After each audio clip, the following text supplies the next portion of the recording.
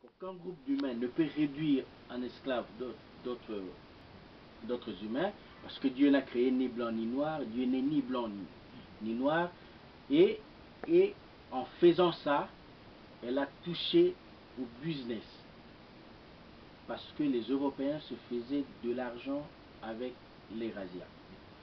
Et ça, c'est important parce que ça me permet de dire deux choses. En fait, ce qui s'est passé, et c'est la deuxième partie, c'est que il y a eu la bataille d'Ambouila, 1666, 1669, 66, et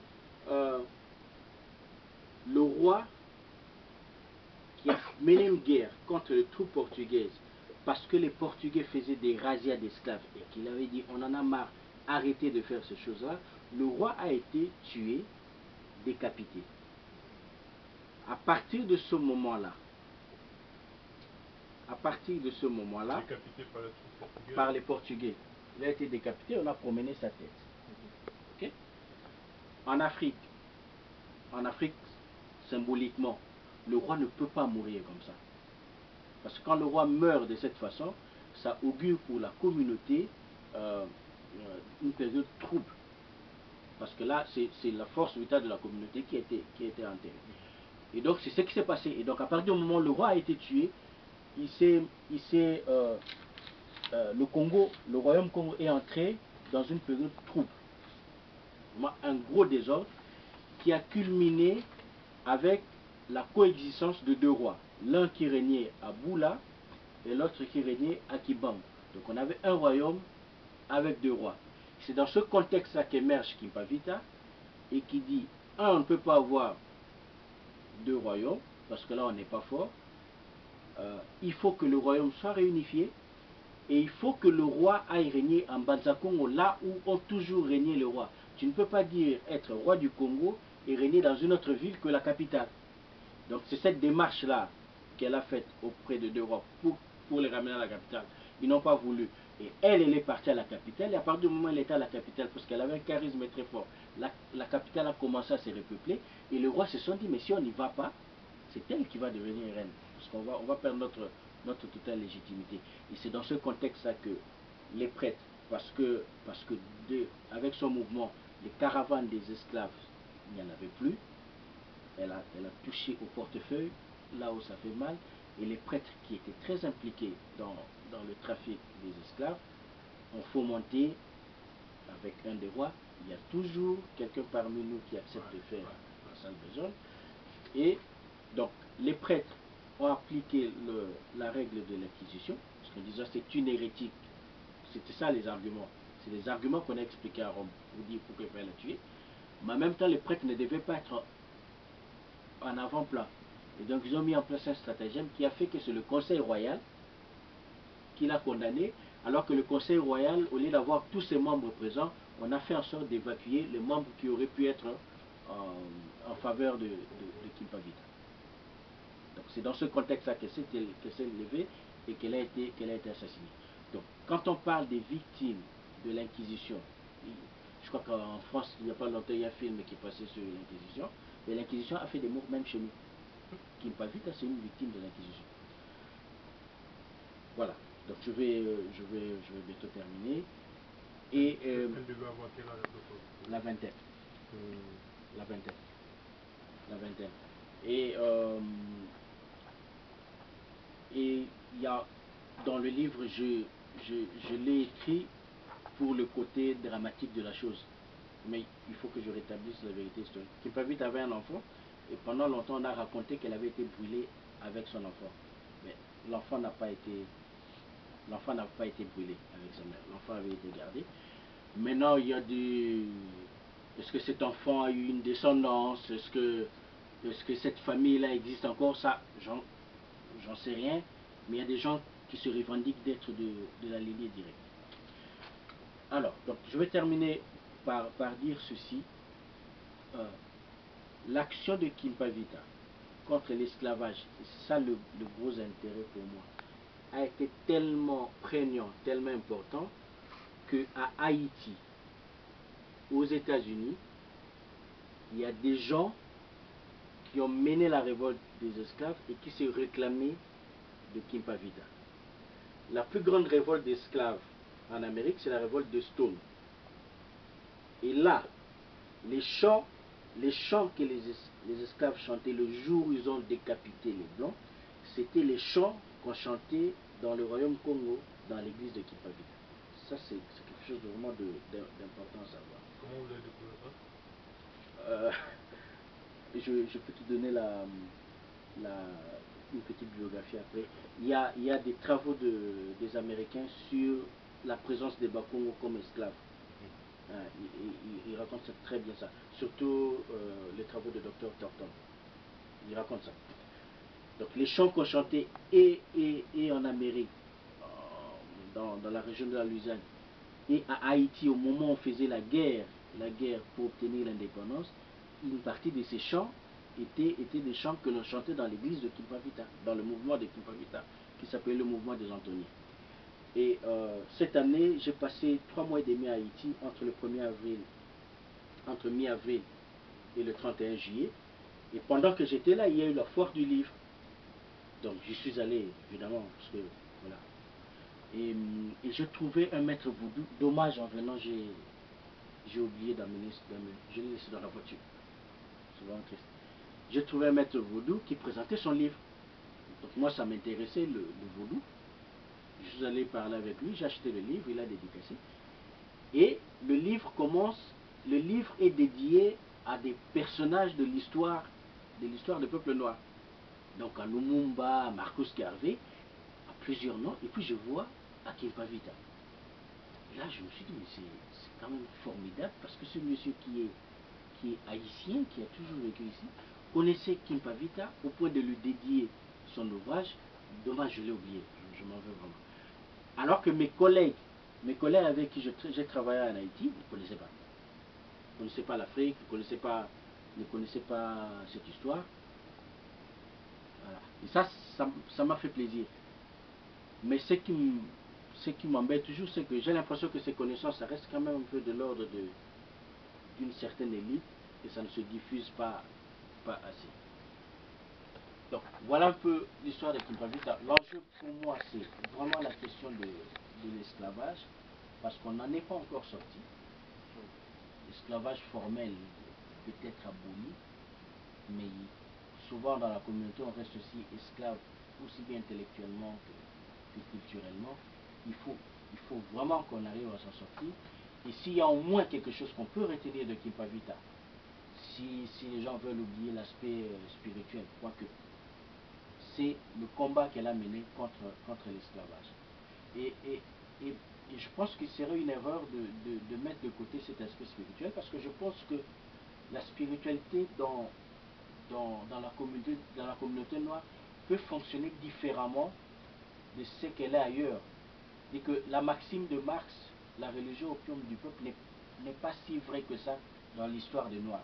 Parce qu'on va voir que quand les Haïtiens font la cérémonie au Bois Caïman, c'est une cérémonie hautement spirituelle et qui aboutit à l'indépendance du pays.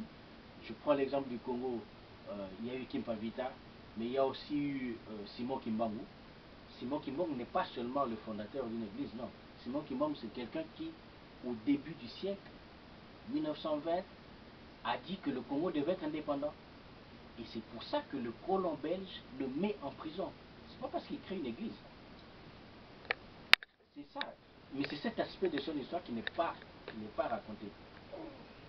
Et nos leaders font passer des messages aussi forts en utilisant la spiritualité. Il y a peut-être à étudier cet aspect des choses pour voir comment est-ce qu'à une époque, ce qui a été un moteur, une force, peut revenir aujourd'hui, parce qu'aujourd'hui, les églises telles que ça fonctionne en Afrique, malheureusement, ça devient des forces d'inertie. Voilà, je vais m'arrêter là. Merci beaucoup pour l'attention. Et on peut continuer à discuter si vous avez des questions.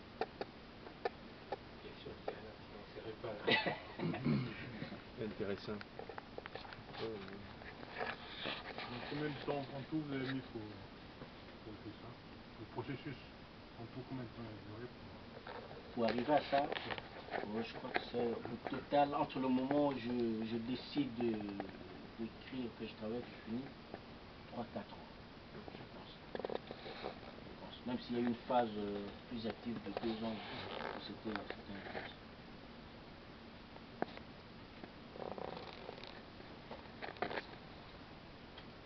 Oui, Magua, je te remercie encore pour ton livre. Moi, quand j'ai vu ça sur Internet, ça a fait un clic parce que moi, comme toi avant, je ne connaissais pas Kimpavita. J'ai grandi dans les mêmes systèmes scolaires que toi. Donc on connaissait plus les héros occidentaux, on connaissait l'histoire, on connaissait Charlemagne, on connaissait Pépé le Bref, on connaissait tous les autres, mais on ne connaissait pas nos rois, les exploits de nos rois. Et j'avais entendu parler de Kimpavita, je crois, comme ça, par un professeur d'histoire. Mais c'était vraiment quelques minutes. Et après,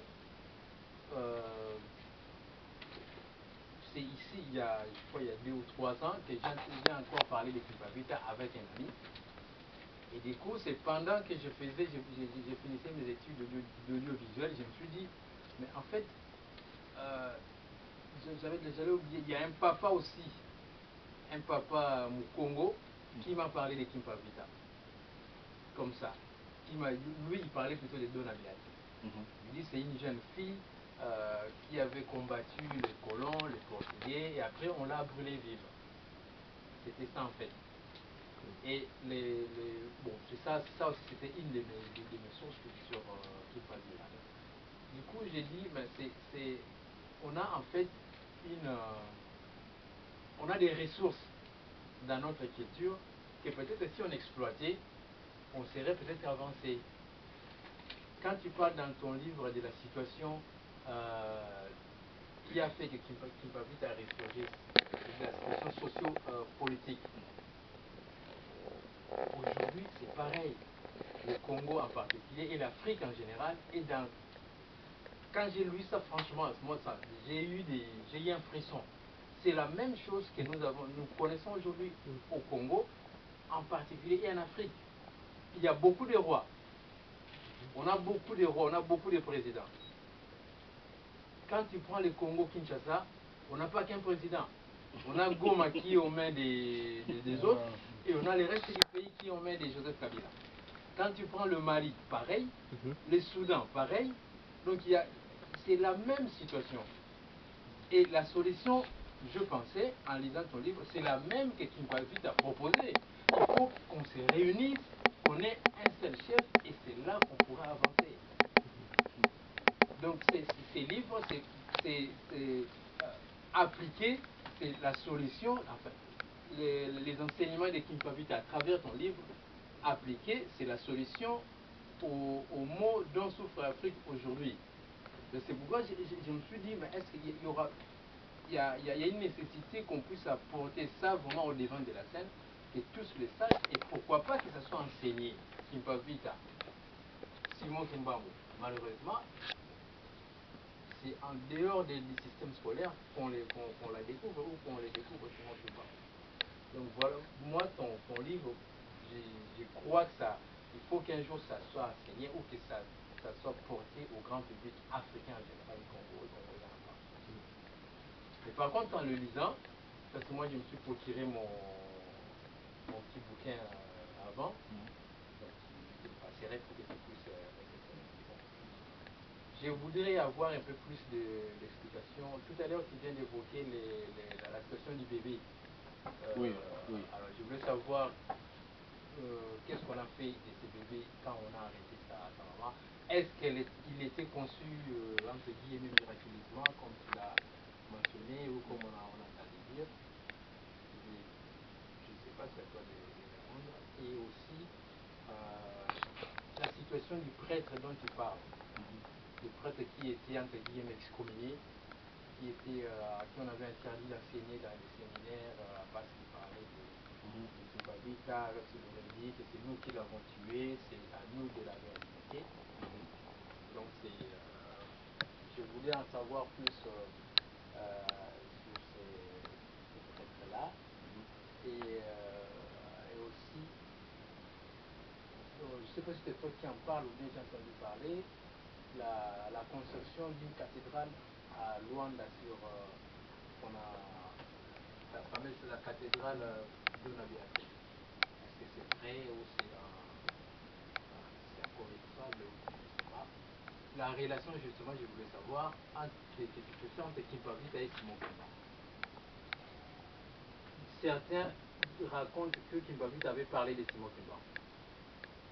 Est-ce que c'est vrai? Est-ce que c'est faux? Est-ce que Simon Kimbangu, dans ses enseignements, a fait allusion à Kimpavita?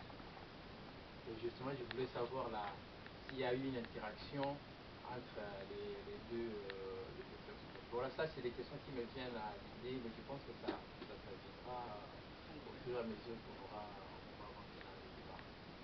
D'accord, je vais noter, parce que sinon j'oublie. Donc, pour le bébé, l'enfant a été épargné.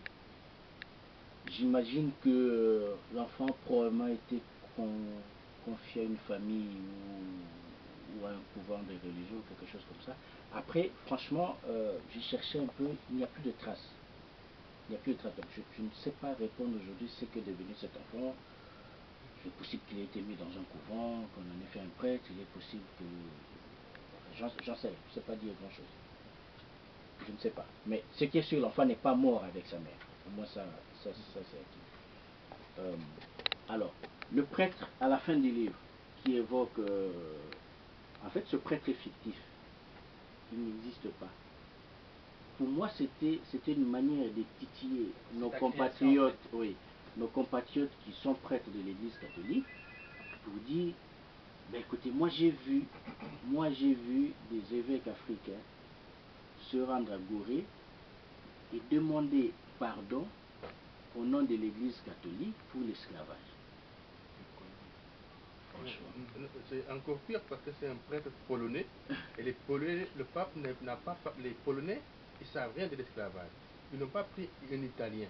Il a toujours été d'Italien. Non, moi je parle même pas du pape polonais, je parle de nos évêques africains. Oui, mais à Gorée, c'est le pape Jean-Paul II. Oui, le pape a dit pardon, tout ça, mais les évêques africains se sont fendus d'une déclaration solennelle dans laquelle ils demandaient pardon au nom de l'Église pour l'esclavage. Donc nos évêques africains, ils sont plus catholiques qu'africains.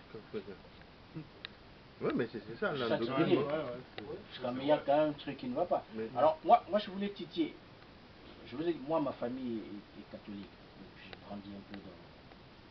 C'était pour moi une façon de titiller mes amis qui sont prêtres, qui sont religieux. Je dis, voilà, il y a au moins un truc sur lequel vous pouvez vous battre et qui nous serve. Okay? Jeanne d'Arc a été canonisée parce qu'il y a une communauté qui porte. Vous dites que l'Église, elle est bien. Voilà. Si vous voulez qu'on se réconcilie avec cette Église qui a tué, est-ce qu'on ne peut pas nous obtenir ça? Moi, ça aurait du sens. Mais ça, non. Non. En 69, Paul VI était à Kinshasa. Il y a un grand historien congolais qui est mort, mais que j'aime beaucoup, parce qu'en fait, c'est l'historien autodidacte. Hein. C'est pas un historien formal à Sorbonne. Donc, il n'a pas été déformé comme il racontait l'histoire. Il raconte l'histoire, il a mis par écrit l'histoire telle que racontée par le peuple congo. C'est pas l'histoire telle que... Oui, c'est ça qui est intéressant. C'est un point de vue vraiment différent. Et lui, il avait déjà posé le problème à l'époque, il a reçu une fin de non-recevoir. Alors, c'est pas un acte extraordinaire. Je vous dis, voilà, on est quand même à la recherche de symboles, ça peut être quelque chose d'intéressant. Même si, vraiment, au fond, que l'Église catholique le fasse ou ne le fasse pas, vraiment, de mon point de vue, à la limite, je m'en fous complètement. Ce qui compte, c'est ce que nous-mêmes nous faisons de nos héros. Donc, je ne sais pas s'il y a un projet de cathédrale à Luanda. Depuis que j'ai écrit le livre, j'ai quand même beaucoup de messages de gens, des Angolais, qui me posent certaines questions, qui en parlent aussi. Malheureusement, il est écrit en français, et là-bas, la langue dominante, c'est le portugais. Mais voilà, j'ai même eu un projet d'invitation pour une université. Je ne sais pas si ça se mettra en place. Alors, si c'est cathédrale, telle cathédrale comme temple catholique, ils auront du mal à donner le nom de Kimpavita parce que l'Église ne reconnaît pas. Mais ça peut aussi être un bel acte de subversion. Nous construisons notre cathédrale avec notre argent nous donnons le nom que nous voulons. Ça peut aussi être un bel acte de subversion. Voilà. J'en sais rien. Je ne sais pas répondre là-dessus. Alors, est-ce que l'enfant a été conçu miraculeusement? Kimpavit a dit que son enfant a été conçu miraculeusement. Pourquoi tu ne veux pas que moi je la croie? C'est vrai. On nous a dit que Jésus est né miraculeusement. La Vierge Marie n'avait pas commis. La question ne se pose pas. Mais pourquoi est-ce qu'on peut croire l'histoire de Marie? Tu ne veux pas qu'on croie l'histoire de Kimpavit? En tout cas, elle a dit que son enfant est né miraculeusement. Voilà. J'ai une question. J'ai pas encore lu le bouquin, mais je veux savoir comment est-ce qu'elle arrive à mixer en fait les pratiques africaines et puis le christianisme. En fait, Kimpavit est une initiée. Ça, il faut retenir. Elle est née, elle est, moi je vais dire ça, je n'aime pas trop ces comparaisons. Elle est née d'une famille qui en Europe serait considérée comme noble. C'est pas une famille du cru, c'est vraiment une famille importante dans le royaume. Elle a été initiée à une société secrète, la société de Nganga. Donc elle connaît l'esprit Congo et la spiritualité Congo de l'intérieur, si vous voulez. Elle connaît, elle sait de quoi elle parle. C'est ça qui lui donne sa légitimité pour parler. Je vous rappelle qu'elle n'a que 20 ans, pour parler au roi, pour parler à des aînés, et pour dire des choses que le commun de mortel ne peut pas dire. Et en même temps, je pense qu'elle a l'intuition qu'il y a du bon qu'on peut prendre dans cet enseignement. Parce que fondamentalement, ce que l'Église raconte n'est pas nouveau pour un Africain. Ça va? On n'a pas attendu l'Église pour savoir qu'il ne faut pas tuer. On n'a pas attendu l'Église pour savoir que l'avortement, c'est pas bien. On n'a pas attendu l'Église pour savoir que dans la vie, il faut qu'on mette en place des relations interpersonnelles, de qualité. C'est tellement vrai chez nous qu'il n'y a pas de prison en Afrique. La prison, c'est l'apport de la civilisation. La prison n'existe pas. C'est tellement vrai que les maisons n'étaient pas fermées à clé. Ouais. Il est possible qu'elle ait senti qu'il n'y a pas que du mauvais dans ce que la religion catholique a porté. Ça, c'est un premier niveau d'explication. Un deuxième niveau, c'est aussi un niveau pragmatique simplement. C'est aussi une politique. Et quand tu veux mettre en place une action politique, tu la mets en fonction des réalités du terrain. Et la réalité église, elle était là. Ça faisait 3 siècles que le Congo était évangélisé au moment où elle arrive. 250 à 300 ans. L'église est là. Donc tu ne vas pas, si tu veux mener une action, te dire que du jour au lendemain comme ça, que tu rases tout. C'est un peu ce que Cheikh Anta Diop dit dans la préface de Nation d'agriculture, en disant qu'il ne faut pas qu'on fasse la guerre des religions, sinon on risque de rater l'objectif. Notre but, c'est de faire en sorte que, quelle que soit la religion que tu pratiques, que tu la pratiques dans de bonnes conditions. Ça peut être une attitude pragmatique par rapport à ça. Et je crois qu'elle a réussi à donner un enseignement